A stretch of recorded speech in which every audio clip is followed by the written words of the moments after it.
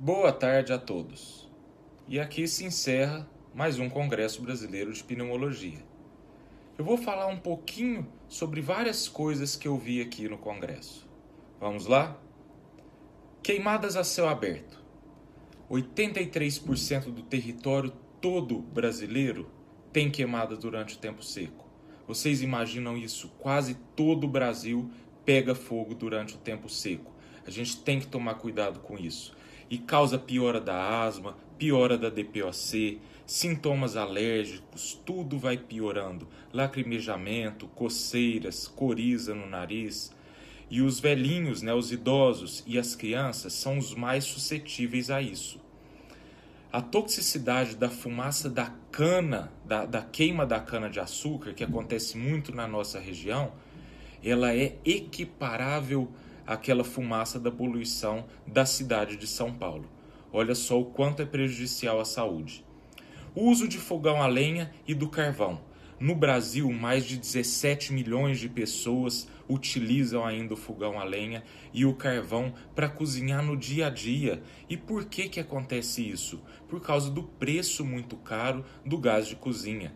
Agora, vocês imaginam, se reduzisse o preço, os impostos do gás de cozinha, a gente aumentaria, melhoraria a saúde da população e com isso reduziria o número de doenças e o número de internações. Isso é um caso para o governo pensar. Sobre a influenza eu também já falei, mas é importante demais para a gripe todo mundo vacinar, porque vai ficar protegido por alguns meses de pegar aquela gripe grave, aquela gripe mais incômoda. E sempre tomar cuidado com a higiene pessoal, com a higiene quando for espirrar, tossir, ficar lavando as mãos, isso é muito bom. Passar álcool gel, não ficar pegando em corrimão de escada, Sempre tomar cuidado com isso, que isso diminui a transmissão da gripe entre as pessoas. Sobre falta de ar, na maioria dos pacientes com falta de ar, a gente consegue identificar a causa. Mas em alguma parcela, numa minoria, a gente tem muita dificuldade de investigar. Então a gente viu aqui vários exames que a gente pode fazer para tentar achar essa causa e diminuir esse sintoma da falta de ar, que é um dos piores que existe. Sobre a pneumonia, vão ser publicadas novas diretrizes, mas essas diretrizes mantêm os mesmos antibióticos. Não tem antibióticos novos para sair por aí. E isso então a gente fica pensando, o uso indiscriminado do antibiótico, Pessoas que ainda conseguem comprar antibióticos sem receita médica, isso é muito perigoso, que acaba aumentando a resistência bacteriana aos antibióticos e depois, se não tiver mais antibiótico, qual que a gente vai dar, Sobre narguilé, cigarros eletrônicos e até cigarros comuns. Eu já falei bastante sobre isso aqui na nossa página, mas eu vou falar mais um pouco. O uso está aumentando. Aqui mesmo em Goiânia, eu vi uma casa de narguilé, então as pessoas entram dentro dessa, um restaurante ou um bar temático que tem muito narguilé e as pessoas ficam fumando aquilo. E a gente sabe que 1 hora de narguilé equivale a 100 cigarros fumados, tragados.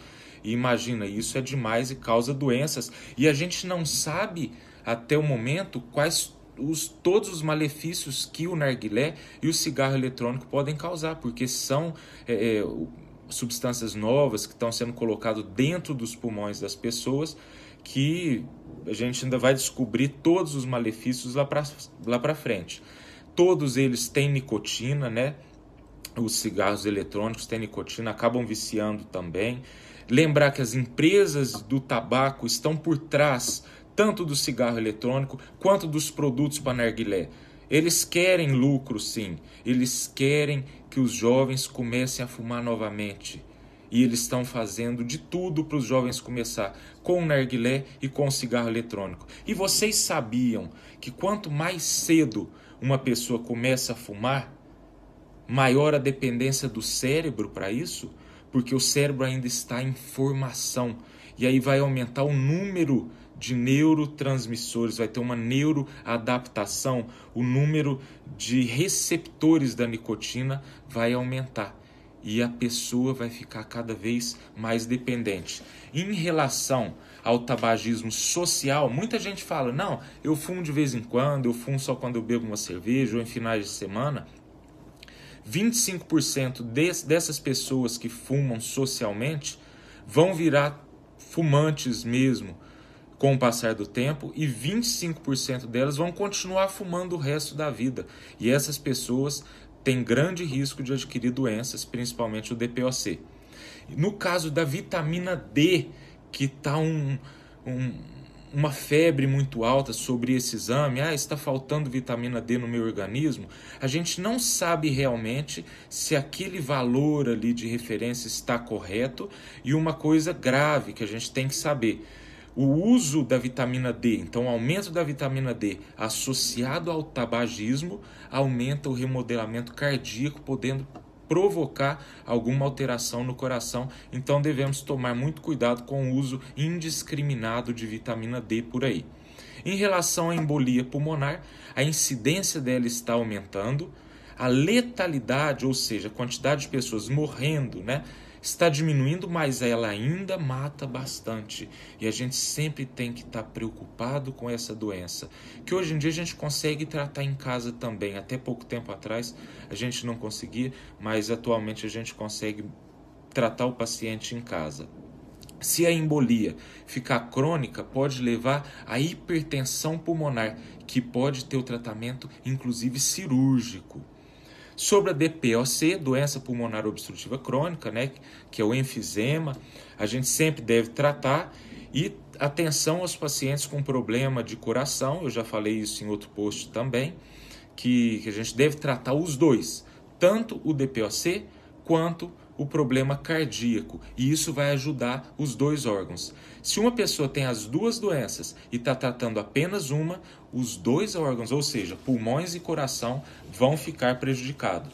Sobre as doenças intersticiais, que são aquelas doenças que podem causar fibrose pulmonar, a gente está avançando cada dia mais no diagnóstico e no tratamento dessas doenças, principalmente sobre a fibrose pulmonar idiopática, que até 2016 não tinha tratamento no Brasil, atualmente já tem. E outras doenças, claro, estão em estudo para ter novas medicações antifibróticas, para melhorar cada vez mais a qualidade de vida, a capacidade respiratória do paciente, fazer com que ele viva mais e melhor. Sobre a tuberculose, ainda é uma grande preocupação no nosso Brasil. Sempre lembrar que pessoas que têm tosse acima de 2 meses, uma causa pode ser a tuberculose. A gente tem que fazer o rastreamento dessas pessoas. Se você conhece uma pessoa que está tossindo demais há bastante tempo, tem que pedir para ela investigar isso aí, que isso pode ser tuberculose, pode estar passando para outras pessoas. É uma doença que tem que ser eliminada do nosso país. E por último, em relação à asma, um dado que chamou bastante atenção, apenas 32% dos pacientes que têm asma tratam efetivamente essa asma, usam o remédio corretamente todos os dias. Isso é muito preocupante, principalmente em crianças, que o remodelamento, ou seja, aquela deformação dos brônquios vai ocorrer desde criança e pode depois não haver mais volta para o normal. Então uma pessoa, tanto criança quanto adulto, tem que sempre usar a medicação correta e diariamente. O tratamento precoce e contínuo é essencial. Muito obrigado a todos pela companhia aqui no Congresso. Vamos voltar para Franca agora cheio de novidades. Um grande abraço e até a próxima.